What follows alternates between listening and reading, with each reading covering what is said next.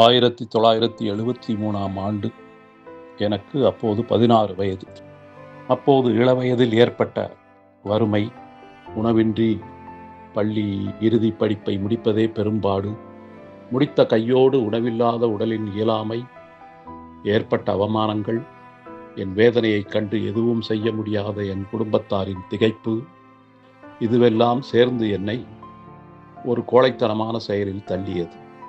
அந்த நாளில் ஒரு நாள் மாலை வேளையில் நான் ஏற்கனவே சேகரித்து வைத்திருந்த ஒரு கைப்பிடி அளவிற்கான தூக்க மாத்திரைகளை சரியாக மாலை 6 மணிக்கு வாயில் போட்டு விழுங்கிவிட்டு ஒரு முடிவிற்கு வந்து 7 மணி அளவில் மெல்ல மெல்ல இறப்புக்கு தயாராகி கொண்டிருந்தேன். சுமார் 9 மணி அளவில் நான் ஏறக்குறைய இறந்த நிலைக்கு தள்ளப்பட்டு என் உடலை விட்டு வெளியேறி, இறந்த மறுநிமிடம் நான் ஒரு வட்ட வெளியில் மிதந்து கொண்டிருப்பதை ஒரு வெள்ளை நிறைய பெரிய குழாய் வழியாக நான் விண்வெளி ராக்கெட் போன்ற வேகத்தில் பயணிக்க ஆரம்பித்தேன். அது நன்றாக எனக்கு நினைவிருக்கிறது. திடீரென்று நான் ஒரு பரந்த வெண்ணிற ஒளி நிரம்பிய ஒரு இடத்தில் வெகு வேகமாக தள்ளப்பட்டேன். அங்கு சிலர் கூடியிருப்பதை பார்த்தேன்.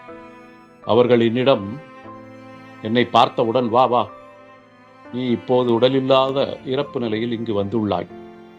உன் பூமியில் நீ வாழ்ந்த உடல் இங்கு பயன்படாது தம்பி, பயப்படாதே என்று மானசீகமாக எனக்கு பேசி புரிய வைப்பது ஆரம்பித்து விட்டது. அங்கு சூரியனோ சந்திரனோ இல்லை, ஆனால் ஒரே வெளிச்சம். அப்போது ஒரு பெரிய ஜோதி வடிவத்தின் முன்னால் நான் செல்ல வேண்டியதாயிற்று. இன்பமான சந்திப்பாகவே இருந்தது அந்த ஜோதி வடிவ சந்திப்பு. நான் பூமியில் மாத்திரை முழுங்கும் வரையிலான என் ஒவ்வொரு வாழ்வியல் நொடிகளும் எனக்கு அந்த ஒளி உணர்த்தியது. படம் போல் வேகமாக என் முன்னால் ஓடி ஓடி ஒரு திரையில் ஓடியது.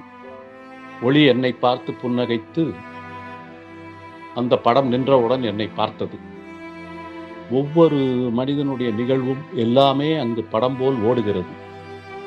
எனது ரகசியம், என்னுடைய சுயநலம் எல்லாமே எனக்கு காட்டப்பட்டது. பிறகு என்னை பார்த்து அந்த ஒளி, நீ இப்போது வந்திருக்க கூடாது, உனக்கான காலம் வருவரை நீ காத்திருக்க வேண்டும், அதனால் நீ இப்போது போகலாம் என்று மட்டும் எனக்கு புரியும்படி விளங்க வைத்தது.